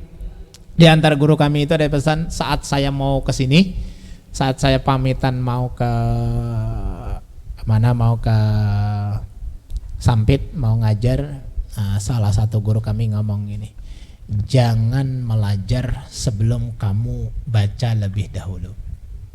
Artinya apa materi yang mau kamu pelajarkan besok harus sudah kamu baca lebih dahulu. Jangan langsung mengajar walaupun kamu sudah hafal, kata beliau. Karena kan waktu saya berangkat itu kan kalau jurmiyah mutamimah itu hafal. Walaupun ngajar itu, kata beliau, baca dulu sebelum kamu ngajar. Itu satu pesan beliau. Ada satu lagi guru yang berpesan begini, bersikaplah yang jangan melebihi kualitas. Tunjukkan sesuatu itu jangan sampai di atas kualitas. Artinya kamu bergaya, bersikap itu jangan sampai di atas kualitasmu itu. Seukuran kualitas kamu aja, kata beliau. Ada yang seperti itu berpesan. Nah teman, kalau pesan pengasuh itu yang saya ingat betul yang tadi, tidak ada lautan yang tidak bergelombang. Nah jadi kalau ada masalah pokoknya biasa aja, biasa aja. Ada satu guru yang guru agak kebatinan lah berpesan, kata beliau, kalau kamu habis uang jangan nelpon orang tua, tapi nelponnya Allah Ta'ala. Dan alhamdulillah selama saya di pesantren 6 tahun, silahkan tanya sama ibu saya sama bapak saya sudah meninggal, tapi silahkan tanya sama ibu saya, pernahkah saya nelpon minta duit? Enggak pernah sama sekali. Enggak pernah sama sekali. Jadi kata beliau, kalau kamu habis duit jangan telepon orang tua, tapi telepon Allah Ta'ala. Mau tahu nomornya? Mau nggak tahu nomor telepon Allah Ta'ala? Tahu? Boleh. Berapa? Berapa tadi? 244 34 Itu kalau dari subuh ya. Tapi biasanya kita ngitung dari subuh atau dari zuhur? Kalau saya ngitungnya dari zuhur. 44342. Agak beda dikit sih, tapi nggak apa-apa lah. Yalah, insya Allah nyambung. Dan alhamdulillah, serius, alhamdulillah, baik untuk biaya makan ataupun beli kitab tidak pernah saya nelpon ibu saya. Pernah nelpon abang saya, pernah mau beli kitab, tapi kitab yang tidak saya kitab buat kurang lebihnya itu buat anu aja gitu lah. Harganya agak mahal. Dan itu pun bukan karena saya butuh kitab, butuh uangnya, tidak. Cuman hanya sekedar sekedar basa-basi sama abang saja. Nggak pernah saya nelpon, nggak pernah. Tanya aja sama bapak saya, nggak pernah. Tapi saya emang gitu. Hampir setiap saya berangkat sekolah itu ongkos setengah tahun udah di tangan. Berangkat pertama bawa uang 2.500.000. Pulang kampung bulan puasa kerja, berangkat tahun kedua bawa uang 2.200.000. Pulang tahun ketiga puasa kerja, berangkat bawa uang 2.700.000. Pulang tahun keempat, pulang bulan puasa nggak dapat kerja, banjir nggak ada kerjaan. Habis puasa dapat kerjaan, terlambat datang ke pesantren sampai hampir dekat lebaran haji. Karena kerja, berangkat ke pesantren bawa uang kurang lebih 3 juta. Jadi nggak setengah tahun uang saya habis, umpamanya andai kata habis juga, nggak pernah minta dengan orang tua. Saya nelponnya Allah Ta'ala aja. Ya Allah, uang saya habis. Yalah, janji Allah Ta'ala apabila orang bertakwa apa?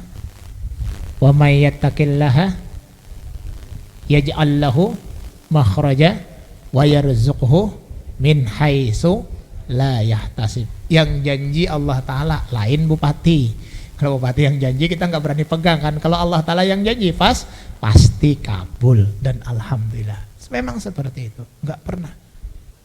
Apakah nggak pernah dikirimin, bos? Dikirimin, tapi nggak pernah minta. Nggak pernah minta. Dikirimin, tapi nggak pernah minta. Memang nggak pernah minta saya. Nah itu pesan beliau, itu termasuk guru rohani lah, guru yang agak gitu loh, agak batin. Jadi kata beliau, jangan nelpon orang tua. Kalian kalau habis uang nelpon siapa? Kalian kalau habis uang nelpon siapa? Nelpon abah. Ya mulai sekarang jangan nelpon abah kalau habis uang ya. Coba tes ya lah, tes nelpon Allah Ta'ala. Tapi urusan takwa ini nggak bisa dites-tes sih, yalah harus yakin, mantap pokoknya, yalah mantap, nggih.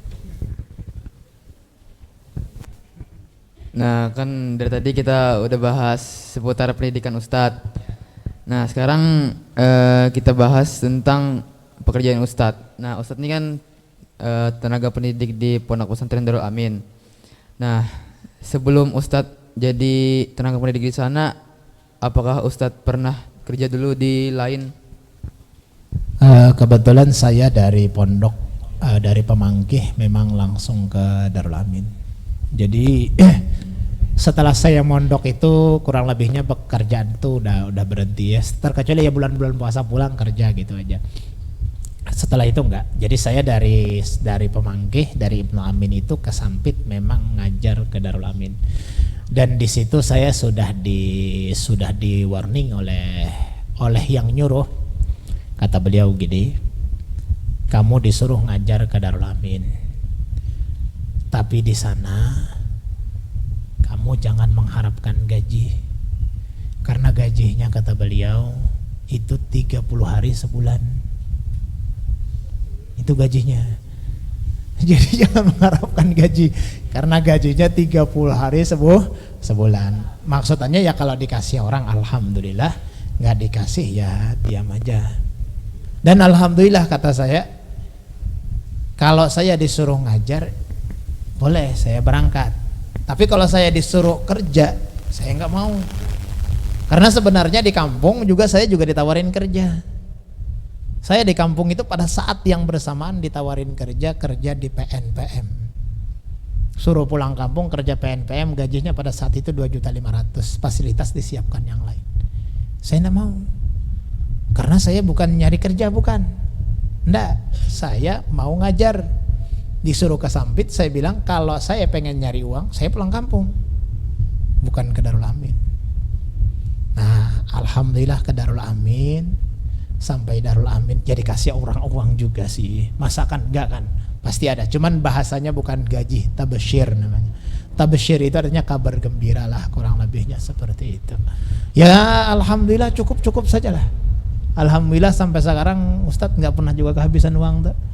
Kurang lebih 12 tahun nih, 11 tahun bukan 12, 11 tahun, jalan 11 tahun. Alhamdulillah nggak pernah kehabisan uang juga. Nggih, alhamdulillah. Walaupun ya yang namanya tafsir kan ya begitu saja lah. Cuman insya Allah ya tadi pokoknya rumusnya yang tadi, wa may yattaqillaha yaj'al lahu makhraja wa yarzuqhu min haitsu la yahtasib. Itu janji Allah Ta'ala, pegang kuat-kuat, insya Allah Allah tidak akan pernah ingkar janji. Kurang Pak Ustadz, bukan rizkinya yang kurang, hati kita yang kurang. Andai kurang bukan rizkinya yang kurang, hati kita yang kurang. Dan alhamdulillah insya Allah selalu ada jalannya, selalu ada jalannya. Jadi memang gak pernah, cuman alhamdulillah juga saya pas kebetulan di Sampit, kemudian ya kadang-kadang disuruh orang ceramah, ngisi pengajian ada beberapa titik. Nah, kemudian istri saya juga pedagang, jadi ya cukup sajalah. Cukup. Oh istrinya pedagang, ya istri saya pedagang kan juga dari Allah Ta'ala kan. Ya itu, mungkin itu bagian daripada min haitsu la yahtasib tadi kan. Mungkin itu bagian daripada min haitsu la yahtasib. Fokus aja kepada Allah Ta'ala. Allah Ta'ala punya segala-galanya, dan Allah Ta'ala punya 1000 cara untuk memberikan kita rizki. Tapi jangan coba karena begawi lah. Jangan begawi aja. Nggih, itu kurang lebihnya. Nggih. Selama mengajar itu ada pengalaman apa Ustadz yang berkesan gitu selama mengajar di Darul Amin? Pengalaman suka kah duka kah? Dari suka dulu. Kalau pengalaman suka sih ya suka aja sih, terus happy terus saja sih, nggak pernah ada apalagi yang kebetulan alumni yang sudah yang pernah kita didik di pondok, sekarang kan sudah ada yang ya maksudnya bukan jasa saya juga sih, kebetulan pada saat dulu saya wali kelasnya sekarang jadi ustadz di pondok itu juga, Ustadz Muhaidin, Ustadz Joni, Ustadz Fauzi. Nah itu dulu kebetulan saya wali kelasnya, tapi bukan jasa saya semata sih, enggak, artinya jasa pondok, artinya dengan melihat mereka itu ya alhamdulillah, artinya senang lah, itu pengalaman sukanya. Entah kenapa ya, saya ngajar itu, bagi saya ngajar itu mengalahkan segalanya. Saya ngajar itu udah nikmat gitu loh, nggak harus yang lain, nggak, ngajar itu udah nikmat, apalagi kalau udah lihat muridnya pintar, cerdas, wah nikmatnya. Tapi andai kata lihat yang nggak pintar, ya nggak apa-apa juga sih. Ya memang begitu kan. Kita nggak bisa ngasih orang pintar, nggak bisa. Ya yang pintar dan tidak pintar kan ya tugas kita ngajar. Cuman dengan ngajar itu senang ya. Ngajar itu satu kesenangan. Kayaknya jadi hiburan itu. Saya kalau lagi sedih bawa ngajar hilang sedihnya. saya kalau lagi sedih bawa ngajar tuh hilang sedihnya. Saat ngajar, ya pulang ngajar sedih lagi kan gitu, maksudnya kembali lagi gitu. Cuman ngajar tuh jadi hiburan. Jadi saya di Darul Amin tuh ya senang-senang saja gitu, nggak terlalu gitu, nggak terlalu santai saja gitu lah, kurang lebihnya gitu. Okay. Kalau pengalaman dukanya?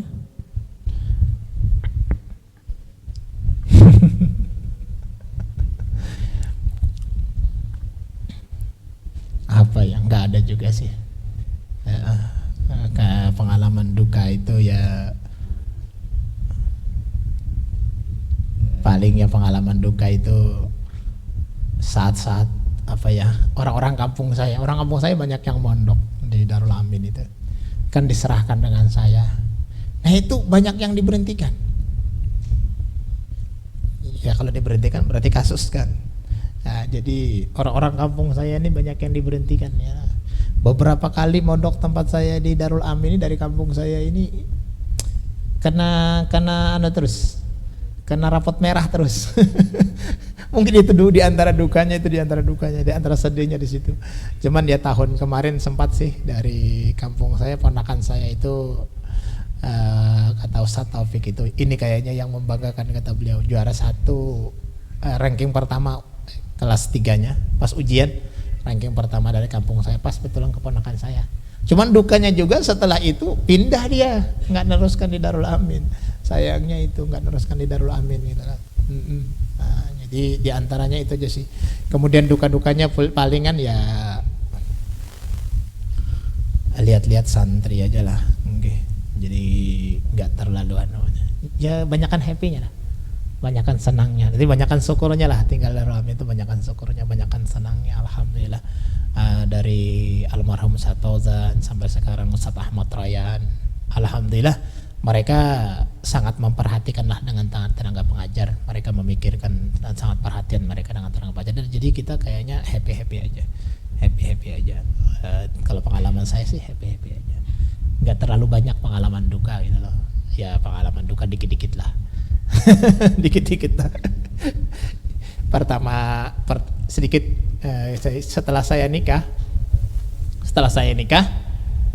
kemudian sama almarhum Ustadz Fauzan disuruh ke pondok, tinggal di pondok.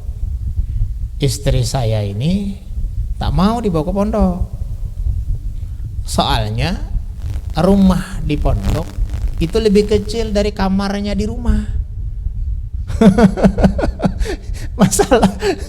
Jadi masalahnya istri saya ini rumah di pondok yang akan ditinggali lebih kecil dari kamarnya, bukan dari rumahnya, dari kamarnya. Mau saya bawa ke pondok, nangis dia, nggak mau. Tapi sama mertua harus ke pondok, artinya mau nggak mau harus ikut ke pondok. Orang mertua saya dukung ya, terus kita pindah ke pondok. Alhamdulillah ternyata setelah di pondok dianya betah di pondok. Begitu dibelikan rumah oleh mertua, saya dibelikan rumah di luar, disuruh pindah keluar. Yang nggak mau pindah tuh bukan saya, tapi istri saya. Padahal rumah yang dibelikan tuh besar juga. Enggak, di dalam pondok aja. Itu tawaran yang ketiga malahan. Tawaran yang ketiga oleh mertua malahan. Enggak mau, ditolak terus. Enak di pondok. Nah ternyata memang seperti itu. Jadi sesuatu itu tidak bisa kita rasakan terkecuali sudah kita rasakan. Man lam yazuk la yadri. Orang yang tidak merasa tidak tahu. Dikiranya hidup di pondok tuh susah. Ternyata nikmat hidup di pondok tuh nyaman, tenang. Tenang. Saya andai kata bisa ngulang, saya pengen mondok lagi saya sebenarnya. Pengen mondok lagi sebenarnya. Wah, mondok tuh asik. Lihat-lihat kalian masih mondok tuh kepengen, saya pengen mondok lagi sebenarnya. Enak mondok tuh. Enak ya. Jadi di antara duka saya itu aja sih, ngajak istri saya ke pondok. Tempat nangis-nangis dia. Nangis-nangis dia. Tapi ternyata sampai ke pondok nggak mau pindah malahan. Nah, istri saya. Nah, jadi di pondok tuh enak. Pondok tuh enak. Okay. Nah, karena kami dari tadi sebagai host udah nanya Ustadz. Nah, sekarang kita mau ngasih kesempatan buat para audiens buat nanya ke Ustadz. Ada nggak yang mau? Ada yang mau bertanya? Sambil minum Ustaz.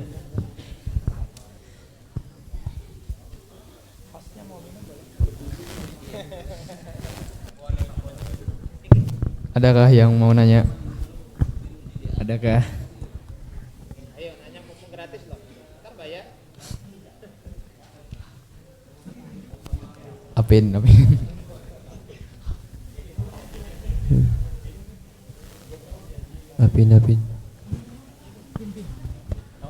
Sidin di DA ngajak apa dulu? Yang santai dulu lah. Panik. Kalau nggak ada yang bertanya, ntar saya yang bertanya loh. Kamu jubar. Udah ada.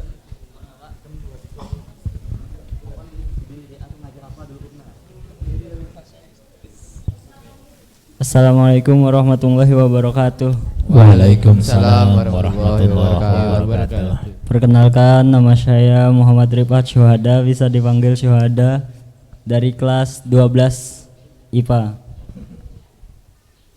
Saya mau bertanya Ustadz, pian pas mondok tuh ngajar pelajaran apa? Pas di DA. Oh, pas ngajar ya. Oke. Terima kasih. Wah, saya ada lagi? Itu aja Ustadz. Waktu saya pertama ke Darul Amin itu disuruh ngajar tasrifan yang palu, kepala ngalu. Nah itu jadi tasrifan. Karena mungkin memang termasuk di antara bidang yang saya kuasai, tidak suka sih, yang artinya yang lumayan lah, itu nahwu dan sorof. Nahwu dan itu memang yang pertama magang, pertama sorof tasrifan itu, tapi terus saja tamat tasrifan lanjut jurmiyah, tamat jurmiyah lanjut mutamimah, kemudian tamat mutamimah lanjut kitab Fathul Qarib. Nah jadi berlanjut dia seperti itu dan seterusnya putar seperti itu terus. Tamat Fathul Qarib, kemudian lanjut lagi kembali ke awal tasrifan, jurmiyah, mutamimah, Fathul Qarib. Tapi sekarang karena sudah ada aliyahnya, habis Fathul Qarib, Fathul Mu'in. Itu fak pokok. Selain dari itu cabangan-cabangan ya seperti Ta'limul Muta'alim pernah ngajar, Fathul Majid, Kailani, Azkar Nawawi itu pernah ngajar. Nah, cuman itu bukan pak pokok. Yang pak pokoknya yang tadi jurnal tasrifan, jurmiyah, mutamimah, Fathul Qarib, Fathul Mu'in. Belajarlah ya tasrifan di sini, belajar. Tasrifan belajar. Oh, berarti bisa saya tes tasrifan. Santrinya aja yang gitu. Enggak. Oke. Ada lagi yang mau ditanyakan?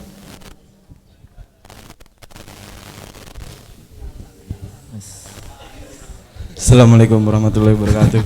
Waalaikumsalam warahmatullahi wabarakatuh. Perkenalkan, nama saya Muhammad Rahmat Yanur Akbar dari kelas 12 IPA. Ya. Jadi saya ingin bertanya Ustadz. Oh kelas 12 juga? Iya. Seragamnya beda tadi lah? Ini Yang panitia beda Ustadz. jadi petugas. Oh itu Panitia. panitia, ya. Jadi gini Ustadz. Ustadz kan pernah jadi ketua OSIS Ustadz. Nah semasa Ustadz jadi ketua OSIS, itu kan banyak dilanda masalah tuh Ustadz. Masalah dari OSIS, dari luar juga Ustadz. Nah gimana caranya Ustadz memotivasi diri Ustadz untuk kembali semangat dalam menjabat sebagai ketua OSIS tadi Ustadz? Udah itu, terima kasih Ustadz. Saya itu sangat tidak suka. Saya itu walaupun tidak pengen jadi ketua, tapi saya itu sangat-sangat tidak suka kalau saya itu tidak bisa menyelesaikan tugas yang saya emban. Itu saya itu sangat tidak suka kalau mengemban tugas, kemudian tugas yang saya pegang itu enggak selesai. Saya sangat tidak suka. Jadi walaupun saya tidak mau dengan tugas itu, kalau itu sudah jadi tugas saya, akan saya kerjakan semaksimal mungkin. Kalau saya tidak bisa mengerjakan tugas itu, maka lebih baik saya mundur dan saya serahkan kepada yang lain. Saya paling tidak suka dengan diri saya pribadi ataupun orang lain yang memegang tugas padahal dia tidak mampu menjalankan tugas itu. Jadi motivasi saya itu aja sebenarnya. Jadi saya sangat tidak suka kalau umpama saya disuruh ini, saya dapat tugas ini dan tugas itu saya pegang dan itu tidak selesai. Nah, itu bagi saya suatu kegagalan yang luar biasa. Nah, jadi motivasi saya itu setiap tugas yang saya pegang harus selesai. Ya minimal 75% lah walaupun enggak 100% gitu. Jadi saya paling tidak suka dengan orang yang lalai dalam tugas. Apalagi termasuk di Darul Amin itu saya sering komentar kayak umpama belajar. Dulu saya bilang gini, kalau memang nggak mampu ngajar, umpamanya jadwalnya ada, itu ngomong aja biar kita ganti yang lain gitu loh. Artinya minta jadwal pelajaran itu sebatas kemampuan kita aja. Itu Ibu Dita tahu banget tuh. Insya Allah ya begitu. Saya itu memang nggak suka dan diri saya pun begitu. Kalau memang sekira-kiranya saya nggak sanggup, ya saya bilang aja nggak sanggup, gitu aja. Nah, jadi walaupun ada masalah bagaimanapun, ya tetap harus selesai, Nah itu motivasi saya itu aja sih. Oke, yang lain silakan.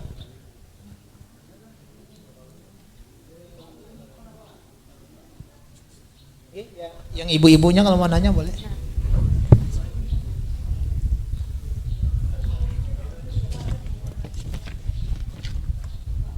Assalamualaikum warahmatullahi wabarakatuh. Waalaikumsalam warahmatullahi wabarakatuh.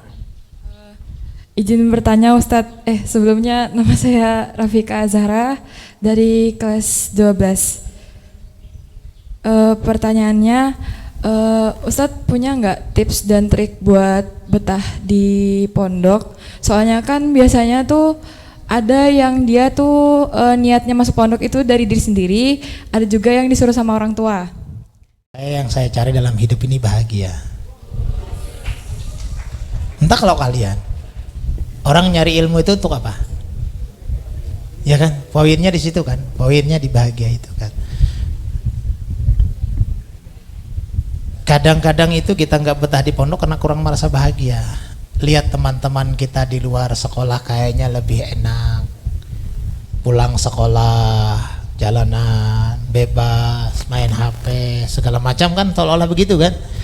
Nah, jadi poinnya tuh bahagia, maka kita harus cari di pesantren ini yang bisa bikin kita bahagia.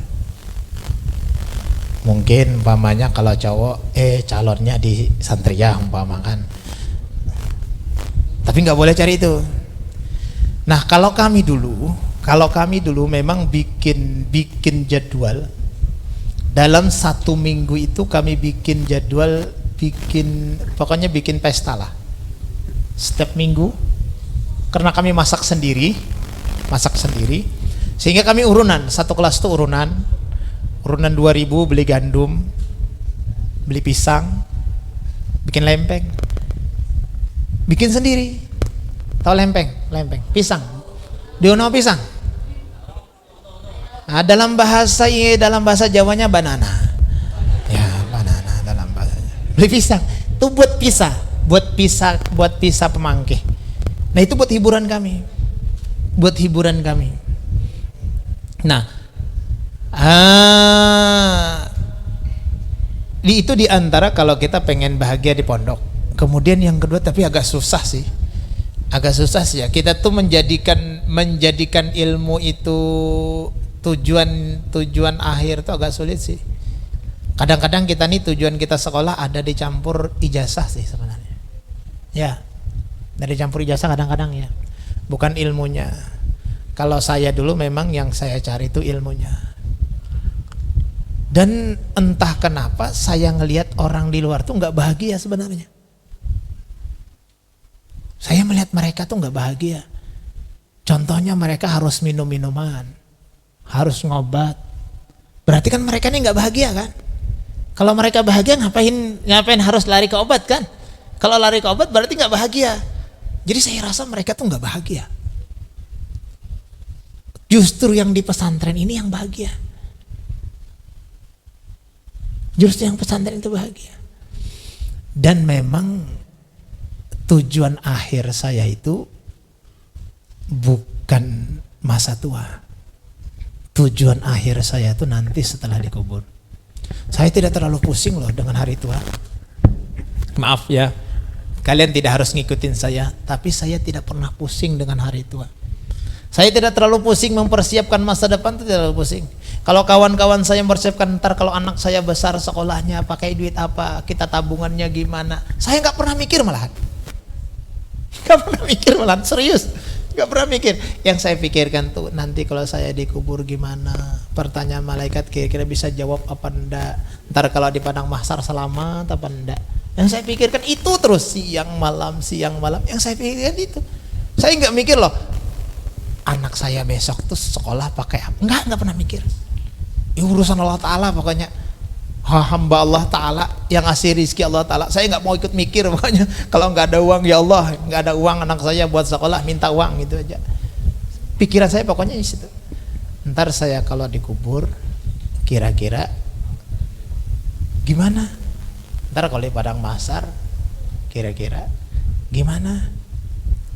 Cuman tipsnya ya agak berat sih. Kalau saya sih memang tipsnya di pondok itu selalu saya bikin happy saja. Satu amalan yang pernah dikasih oleh guru, kalau kamu mau tenang di pesantren, usahakan baca sholawat itu minimal 100 kali siang, 100 kali malam.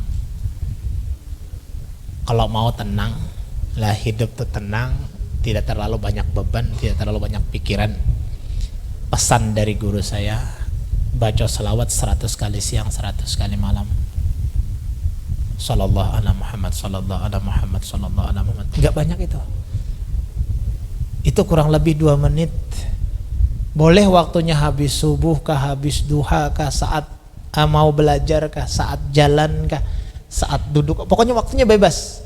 Minimal 100 kali siang, 100 kali malam. Itu energi dari dalam hati yang akan membuat kita tenang. Bukan di pesantren aja, pokoknya dalam kehidupan. Insya Allah Allah akan berikan ketenangan dengan kita kalau kita sanggup mengamalkan. Tapi jangan cuma diamalkan 1 minggu 2 minggu udah wah belum tenang bos, masa 1 minggu 2 minggu belum. Rutin aja amalkan insya Allah. Kalau nggak sanggup 100 kali siang 100 kali malam, ya 500 kali barang. Ya, 500 kali siang 500 kali malam. Insya Allah tuh lebih tenang, insya Allah lebih tenang. Okay. Itu aja tipsnya, tidak terlalu banyak. Okay.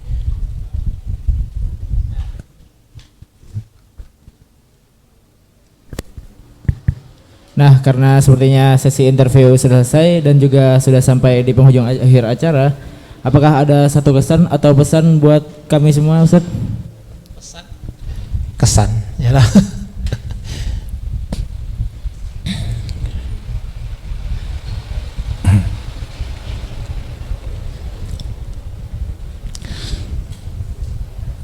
Dalam hidup ini, perjalanan hidup ini panjang. dari mulai kita lahir masih kecil, ya, kita lahir masih kecil, kemudian jadi anak-anak, kemudian jadi remaja seperti sekarang, terus jadi dewasa, kemudian jadi tua, kemudian mati, setelah mati dikuburkan, nanti dibangkitkan, kemudian dikumpulkan di padang mahsyar, lalu meniti siratal mustaqim, mudah-mudahan sampai ke tempat tujuan yaitu surga. Itu perjalanan kita yang akan kita jalani. Pertanyaan saya, dari perjalanan yang disebutkan tadi, yang mana yang paling pasti? Surga? Yang mana yang paling pasti, yang mana? Berarti kita semua pasti mati. Dalam kehidupan ini yang pasti itu adalah mati. Hidup ini yang pasti itu mati. Tua nggak pasti. Tidak semua orang bisa tua. Banyak orang yang nggak bisa tua. Lagi umur 6 tahun mati. Ya kan? Nah, maka tujuan akhirmu, apapun yang kamu lakukan, apapun yang kamu kerjakan, usahakan 75%-nya untuk sesuatu yang pasti itu, 25% saja untuk sesuatu yang tidak pasti tadi. Atau mentok-mentoknya 50-50, 50-50. 50% untuk sesuatu yang pasti, 50% untuk yang tidak pasti tadi. Siapkanlah masa depan di hari tua, tapi jangan lupa kamu belum pasti tua. Siapkanlah kematian karena kamu pasti mati. Silahkan kamu renungkan sendiri, kamu pikirkan sendiri kehidupanmu sekarang, perjalananmu sekarang. Kamu lebih fokus kepada masa depan hari esok ataukah masa depan hari kematian? Kalau masih ke hari esok, kurangin untuk hari esok, tingkatkan untuk kematian, karena besok tidak pasti, mati itu pasti. Nah, itu pesannya, mati itu tidak pasti. Ya. Kalau kesannya saya ini kurang bisa bikin kesannya. Kalau motivasi, kalau saya saya akan terus berjuang sampai cita-cita dapat saya genggam. Itu kalau saya, prinsip hidup saya akan terus berjuang, walau berapa kali jatuh, tetap akan berjuang sampai cita-cita dapat saya genggam. Itu saya. Baik, terima kasih Ustadz. Oke, acara demi acara sudah kita lalui. Saya pribadi ingin mengucapkan terima kasih banyak untuk Ustadz Abdul Hakim karena telah berkenan hadir di acara Smeta Talk Show ini. Sebelum kita menutup acara Smeta Talk Show ini, kami dari tim Smeta Talk Show ingin memberikan kenang-kenangan kepada Ustadz.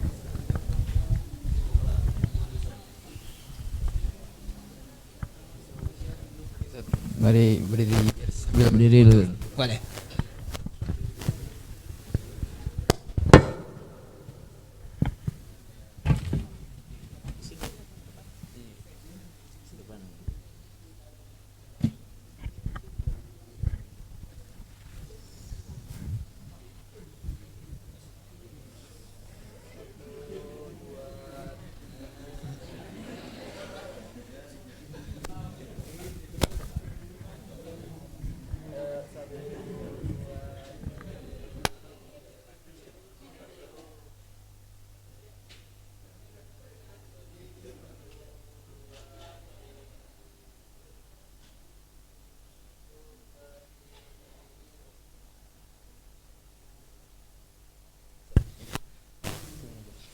Oke, terima kasih. Pemberian kenang-kenangan ini tanda acara kita pagi hari ini telah selesai. Kami selaku host memohon maaf apabila selama memandu acara terdapat kata-kata yang menyinggung para penonton ataupun menyinggung Ustadz Hakim sendiri. Saya Farel Janita Riyadi dan rekan saya Muhammad Fir Ramadhani. Sekian dari kami. Wabillahi taufiq wal hidayah. Wassalamualaikum warahmatullahi wabarakatuh.